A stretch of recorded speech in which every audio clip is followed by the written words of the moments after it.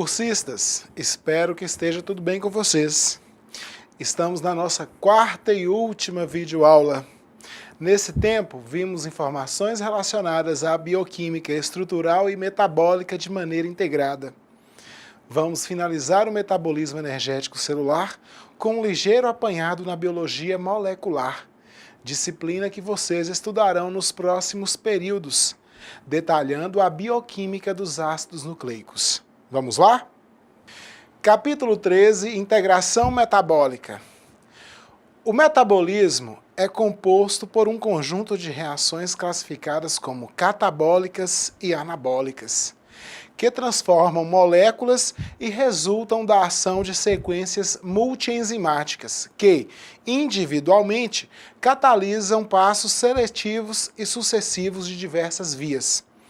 Por meio das transformações catalisadas por enzimas, é extraída energia química das moléculas dos nutrientes, que é utilizada na realização do trabalho celular. As vias catabólicas liberam energia e conservam. As vias catabólicas liberam energia e convergem para alguns produtos finais. Por sua vez, os processos anabólicos consomem energia e partem de poucas moléculas precursoras, resultando na geração de muitos produtos finais distintos. Existe um ciclo energético nas células, no qual o ATP, trifosfato de adenosina, serve como ponte para a energia química, favorecendo a inter-relação entre o catabolismo e o anabolismo. Outra ponte importante entre esses dois processos metabólicos é o NADPH, que transporta energia na forma de força redutora. Com isso, é possível entender que a estratégia do metabolismo é formar ATP e unidades fundamentais para os processos de biossíntese. As principais vias participantes do metabolismo ocorrem em locais distintos dentro da célula, separados ou não por membranas. Alguns processos metabólicos, como a glicólise, a via das pentose e fosfato e a síntese de ácidos graxos, ocorrem no citossol. Outros processos, como a beta-oxidação, as reações do ciclo do ácido cítrico e a fosforilação oxidativa, ocorrem na mitocôndria. Algumas vias metabólicas necessitam da interação de reações que ocorrem em mais de um compartimento, como a gliconeogênese e a síntese da ureia. Esta compartimentalização facilita o controle das vias. Outros fatores, além desses, são responsáveis pela regulação das vias metabólicas, tais como disponibilidade de substrato, presença de efetores alostéricos, a modificação covalente, a síntese enzimática e a especialização metabólica do tecido ou órgão em questão. Apesar de tantas vias metabólicas distintas e de inúmeros componentes em cada uma delas, existem algumas poucas moléculas que funcionam como ponto comum do metabolismo. Essas moléculas compõem o fluxo metabólico e integram as vias. São elas a glicose 6-fosfato, o piruvato e o acetil-CoA. Cada uma dessas moléculas tem diversos destinos, porém interrelacionados. A glicose 6-fosfato pode ser degradada na via glicolítica, gerando piruvato e ATP, armazenada na forma de glicogênio ou transformada em ribose 5-fosfato para a síntese de nucleotídeos e ou na produção de NADPH. A glicose 6-fosfato pode ser derivada da hidrólise do glicogênio ou sintetizada a partir do piruvato, lactato ou aminoácidos glicogênicos pela via da gliconeogênese. O piruvato deriva da glicose 6-fosfato, da oxidação de alguns aminoácidos e do lactato.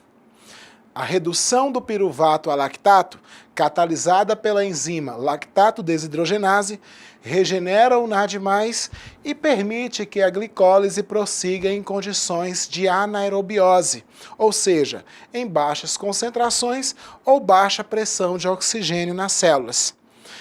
A transaminação do piruvato nos músculos forma o aminoácido alanina, que pode ser convertido no fígado em glicose.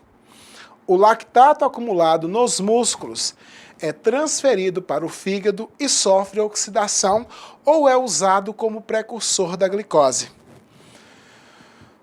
A carboxilação do piruvato forma oxaloacetato, que pode ser convertido em fosfoenol piruvato, e daí para a glicose pelas demais vias da gliconeogênese. A acetil-CoA é produzida principalmente pela descarboxilação oxidativa do piruvato. A acetil-CoA é produzida principalmente pela descarboxilação oxidativa do piruvato, catalisada pelo complexo piruvato desidrogenase, localizado na mitocôndria, e pelo processo de degradação dos ácidos graxos, chamado de beta-oxidação. A acetil-CoA pode ser oxidada pelo ciclo do ácido cítrico ou gerar corpos cetônicos. Serve também como precursora da síntese de ácidos graxos, colesterol e outros lipídios. Nesse ponto, conhecendo cada uma das vias metabólicas isoladamente e dos intermediários comuns que as une, devemos considerar que essas vias operam de forma simultânea e bastante integrada. A mediação entre os diferentes tecidos ocorre principalmente pelos sinais do sistema nervoso, pelos níveis de hormônio no plasma e pela disponibilidade de determinados substratos. Cada tecido tem características metabólicas próprias e opera vias metabólicas distintas em diferentes condições que afetam a regulação do metabolismo. São eles os principais órgãos: fígado, cérebro, músculos e o tecido adiposo. O fígado regula os níveis sanguíneos de glicose, captando-a ou liberando-a em resposta aos níveis de insulina, glucagon, epinefrina e dela própria. Após uma refeição, o fígado pode captar grandes quantidades de glicose com auxílio da glicoquinase e convertê-la em glicose 6-fosfato. Essa última pode ser convertida em glicogênio, metabolizada até acetil-CoA ou pela via das pentoses fosfato. Nos períodos de jejum, o fígado pode liberar glicose para o sangue a partir das reservas de glicogênio ou por meio da gliconeogênese.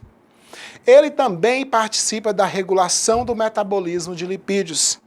Os aminoácidos são degradados no fígado, rendendo uma variedade de intermediários. Por sua vez, os grupos amina gerados pela transaminação são convertidos em ureia. O cérebro consome grande quantidade de energia. Sua taxa respiratória é bastante elevada e utiliza cerca de 20% de todo o oxigênio consumido pelo organismo em condições normais. Necessita de um suprimento contínuo de glicose, mas durante a ausência dela ou durante uma falta da quantidade do seu suprimento, o cérebro utiliza corpos cetônicos, tais como acetoacetato e beta-hidroxibutirato, gerados pelo fígado como fonte de energia, substituindo parcialmente a glicose. Os músculos têm como seus principais combustíveis a glicose do glicogênio, os ácidos graxos e os corpos cetônicos. Na contração anaeróbia, o glicogênio é a principal fonte de energia, mas na contração aeróbia, os ácidos graxos são mais importantes. Por não possuir a enzima glicose 6-fosfatase, ele não pode exportar glicose para a manutenção da glicemia. Na contração vigorosa, a velocidade da glicólise no músculo esquelético excede aquela do ciclo do ácido cítrico. Assim, grande parte do piruvato formado nesse processo é reduzido a lactato, que é transportado para o fígado para a gliconeogênese. O tecido adiposo é o principal local de armazenamento dos triacilgliceróis ou triglicerídeos. O tecido adiposo recebe ácido graxo da síntese hepática na forma de lipoproteína de muito baixa densidade, ou VLDL, que é um dos maus colesteróis, ou da alimentação. Esses são hidrolisados em ácidos graxos e glicerol pela ação das lipases intracelulares sensíveis a hormônios. A epinefrina estimula a síntese de monofosfato de adenosina cíclico, ou AMP cíclico, que é ativador da enzima lipase. O glicerol, derivado dessa lipólise, é exportado via corrente sanguínea para o fígado. A integração metabólica entre os órgãos é particularmente regulada pelos hormônios insulina, glucagon e epinefrina. Esses hormônios participam ativamente da captação e armazenamento de nutrientes, bem como da mobilização destes mesmos nutrientes para obtenção de energia. A insulina é secretada pelas células beta do pâncreas, estimulada pela presença de glicose, aminoácidos, hormônios gastrointestinais e pelo sistema nervoso parasimpático. No fígado, a insulina diminui a produção de glicose por inibir a gliconeogênese e a degradação do glicogênio. No músculo e no fígado, ela promove o aumento da síntese do glicogênio. No músculo e no tecido adiposo, a insulina aumenta a captação de glicose por aumentar o número de transportadores na membrana plasmática. O glucagon é secretado pelas células alfa do pâncreas em resposta aos baixos níveis de glicose no sangue. E, juntamente com a epinefrina e o cortisol e o hormônio do crescimento, opõem-se muitas ações da insulina.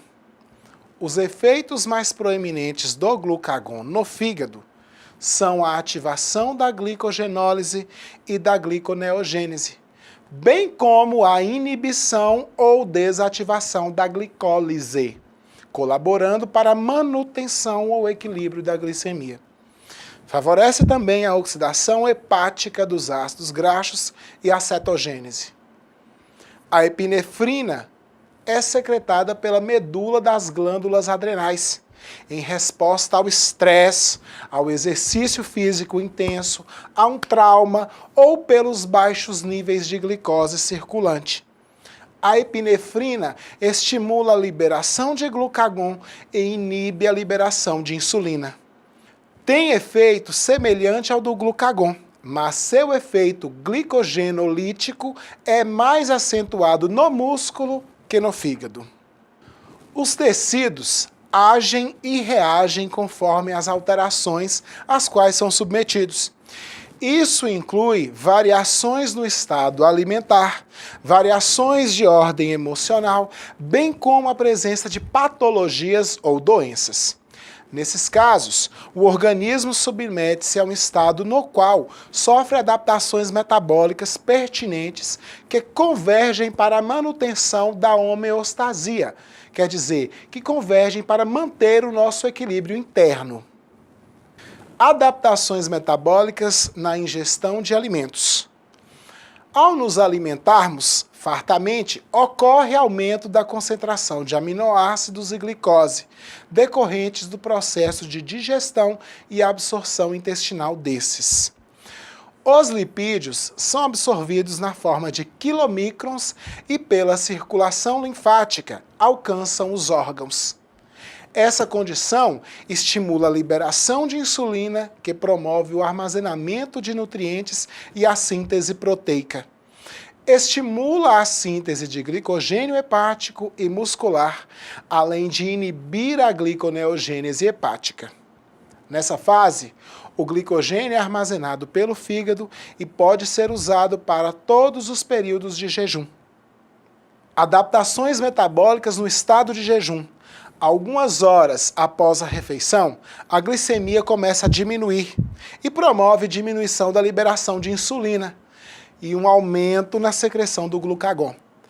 Este possibilita uma ativação da glicogenólise e gliconeogênese, uma diminuição da glicólise hepática.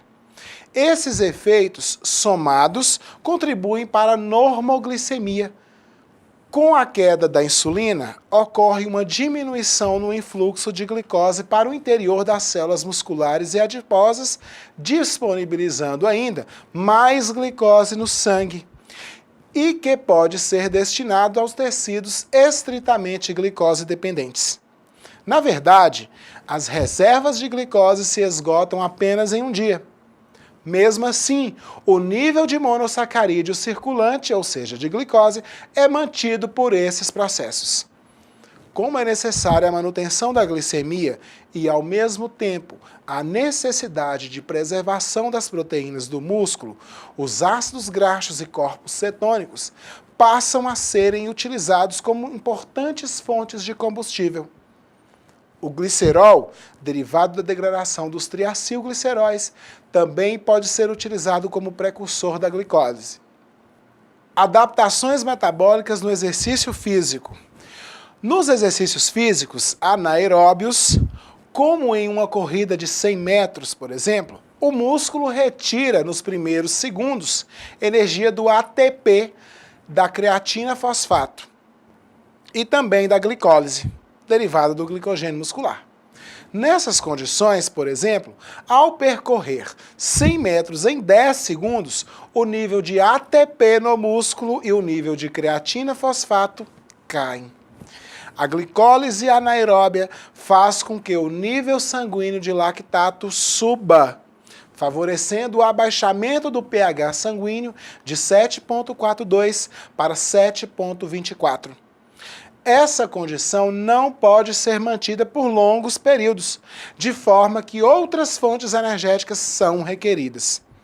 Essas outras fontes incluem o metabolismo aeróbio, que é mais eficaz em termos de produção energética, porém é muito mais lento. Esforços de menor intensidade, mas por períodos iguais ou superiores a 30 minutos, aumentam a taxa de oxidação dos ácidos graxos. Quando o esforço físico requer cerca de 60% do consumo máximo de oxigênio, ocorre uma taxa máxima de degradação de ácidos graxos. Indivíduos bem treinados, ou seja, bem adaptados à prática de exercício físico, utilizam um percentual maior de ácidos graxos como fonte de energia do que indivíduos sedentários não treinados. Adaptações metabólicas no diabetes. A insulina age no músculo, fígado e tecido adiposo, estimulando a síntese do glicogênio, das gorduras e das proteínas. A insulina estimula a captação de glicose por muitas células, enquanto o glucagon promove a liberação de glicose para a manutenção da glicemia, como foi falado anteriormente. No indivíduo diabético, onde a insulina não é secretada pelo pâncreas ou não há receptores para ela nas membranas das células, ocorre um aumento dos níveis sanguíneos de glicose, mesmo em jejum.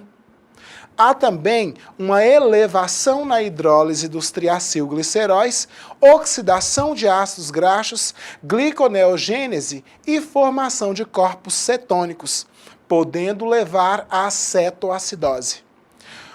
Os rins excretam o excesso de H+, na tentativa de manter o pH sanguíneo. Junto com ele, elimina também o sódio, fosfatos, potássio e água. Também excreta a glicose. O resultado desses eventos é a desidratação e a sede aumentada, típica dos pacientes portadores dessa patologia. A utilização reduzida de carboidratos no diabético leva a um estímulo na quebra de lipídios e proteínas. A oxidação de ácidos graxos promove a síntese de glicose por meio do aumento da concentração do acetil-CoA, um efetor alostérico positivo da piruvato descarboxilase. O aumento nos níveis de acetil-CoA estimula a produção de corpos cetônicos que podem suplantar a capacidade dos rins de manter o equilíbrio ácido-base e levar o diabético não tratado a entrar em coma por causa do abaixamento do pH sanguíneo e da desidratação. Adaptações metabólicas no consumo do etanol. O homem não sintetiza o etanol, mas o consome e o metaboliza. A absorção do etanol é bastante rápida, sendo iniciada já no estômago, de forma que 5 minutos após sua ingestão já se pode encontrá-lo na circulação sanguínea. O etanol é metabolizado em 2 etapas. Na primeira, para acetaldeído e na segunda, para acetato. Essa metabolização ocorre principalmente no fígado. Nas 2 etapas, ocorre a produção de NADH. Por isso, se o consumo de etanol for muito grande, resulta em uma alta concentração de NADH dentro da célula. Essa alta concentração desse composto provoca a inibição de vias metabólicas como a gliconeogênese e a beta-oxidação dos ácidos graxos, que têm enzimas cuja atividade é desfavorecida em altas concentrações de NADH.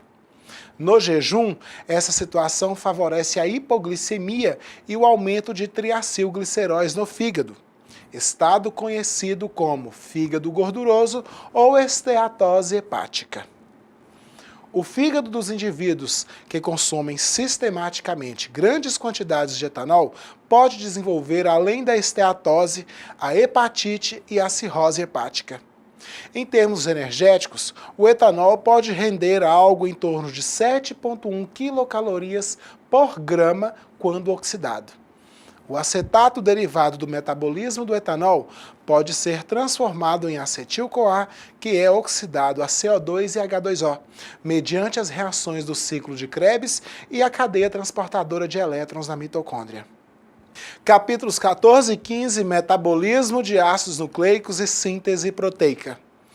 A síntese de proteínas envolve a participação dos ácidos nucleicos através da transcrição da informação genética do DNA e a tradução das sequências de nucleotídeos do RNA mensageiro, resultante em sequências de aminoácidos.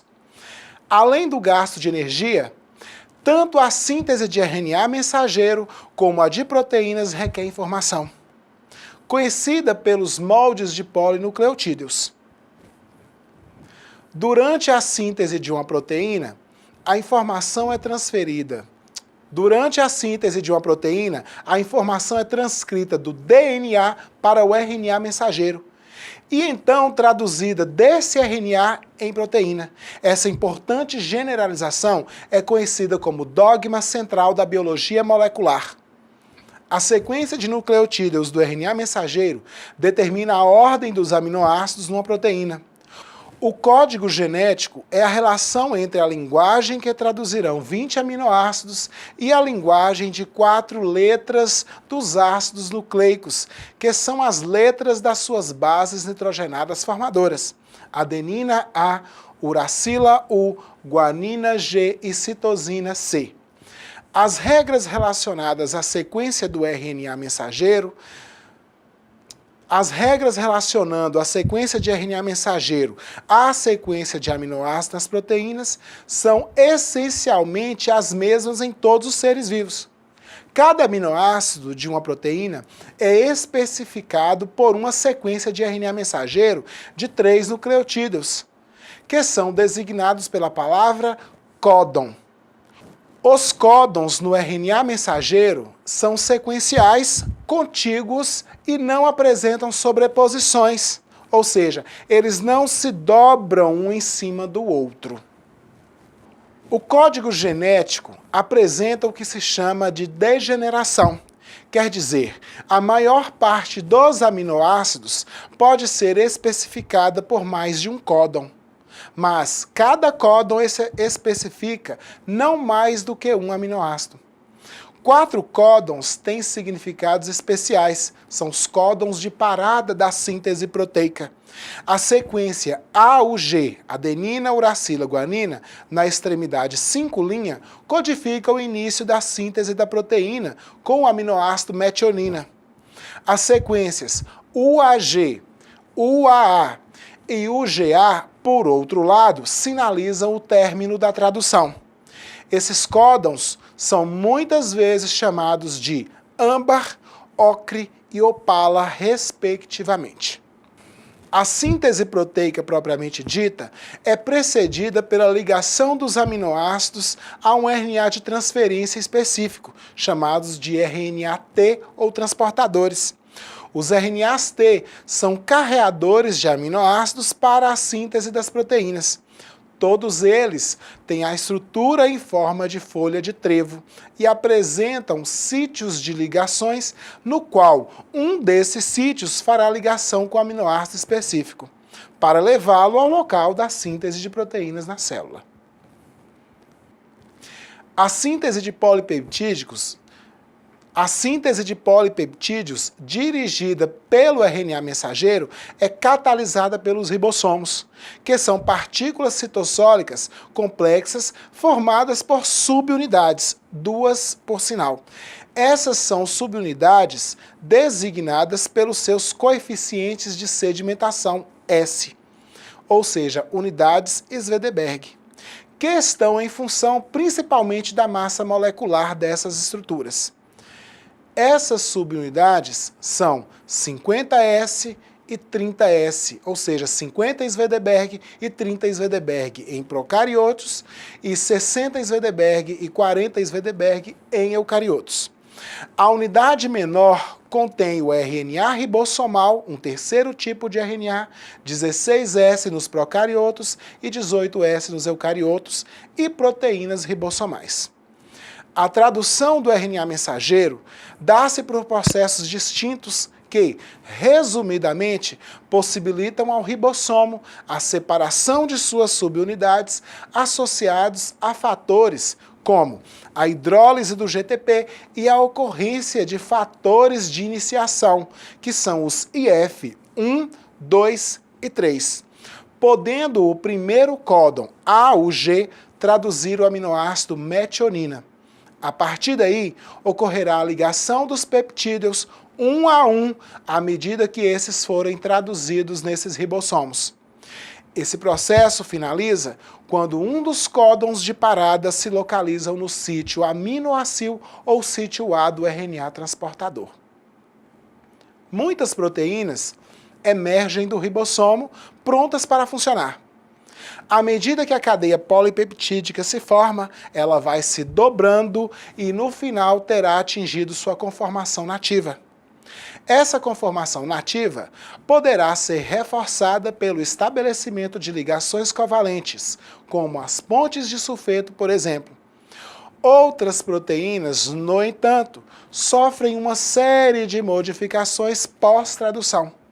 Essas modificações podem se classificar em 3 grupos diferentes, sendo a primeira as modificações para transformar o polipeptídeo ou proteína numa forma funcional, nas quais ocorrem quebras, reorientações de certos fragmentos, deleções ou adições.